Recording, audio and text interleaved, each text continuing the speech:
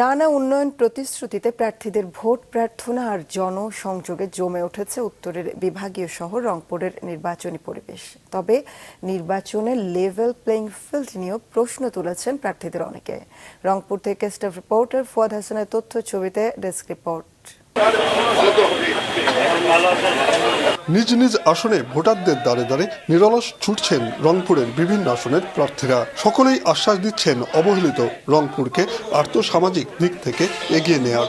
আজকে অনেক অবহেলিত জায়গায় দেখেছি আমি যে তারা রাস্তাঘাট উন্নয়ন করেননি, এখন কাঁচা রাস্তা প্রচুর পড়ে রয়েছে।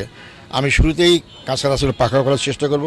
আমাকে যদি আপনারা নির্বাচিত করেন, ভোটার বৃন্দকে বলবো আপনাদের পাশে থেকে আপনাদের অধিকার যতদিন আমি পূরণ করতে না পারবো ততক্ষণ পর্যন্ত আমার কোনো বিশ্রাম নাই ইনশাআল্লাহ। বেকারত্ব দূরীকরণ, মাদক নির্মূল, তিস্তা মহাপরিকল্পনা বাস্তবায়ন সহ শিল্প কলকারখানা স্থাপনে বলিষ্ঠ ভূমিকারও প্রতিশ্রুতি দিচ্ছেন প্রার্থীরা। রংপুরে মানুষের কর্মসংস্থান নিয়ে কাজ করতে চাই। আমার এলাকায় ইন্ডাস্ট্রিয়াল জোন হওয়ার জন্য জমিয়াকর হয়েছে, সেটাকে নিয়ে কাজ করতে চাই। তিস্তা মহাপরিকল্পনা নিয়ে কাজ করতে চাই। নদী তিস্তা শাসন, শিক্ষা, স্বাস্থ্য, এগুলো অনেক পর্যায়ক্রমে যে কারণে উন্নয়ন অবকাঠামো থেকে শুরু যেগুলো কাজ আছে, এই সমস্ত কাজগুলো করার জন্য চেষ্টা করবো অবশ্যই, অফকোর্স। তবে নির্বাচনের পরিবেশ নিয়ে সংশয় রয়েছে অনেক প্রার্থীরই। তারা অবাধ, নিরপেক্ষ ও শান্তিপূর্ণ নির্বাচনের নিশ্চয়তা চান। আমি প্রশাসনের কাছে একটাই চাবো, যেন ওনারা সবাই যেন আমরা যত প্রার্থী আছে সবাইকে যেন সমান অধিকার দেয়, সবাইকে সমান সুযোগ দেয়, এটাই আমাদের প্রত্যাশা।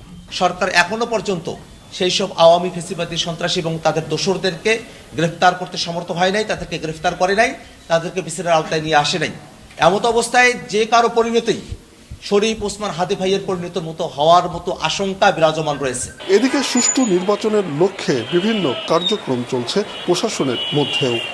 সকল নিরাপত্তার ব্যবস্থাটি নিশ্চিত করা, এ ব্যাপারে এই রেঞ্জের এবং মেট্রোপলিটন পুলিশের সকলেই দৃঢ় প্রতিজ্ঞ। জেলা নির্বাচন অফিসের তথ্য অনুযায়ী এবারের নির্বাচনে রংপুরে 6টি আসনে প্রতিদ্বন্দ্বিতা করছেন 44 জন প্রার্থী। মাছরাঙ্গা নিউজ ডেস্ক।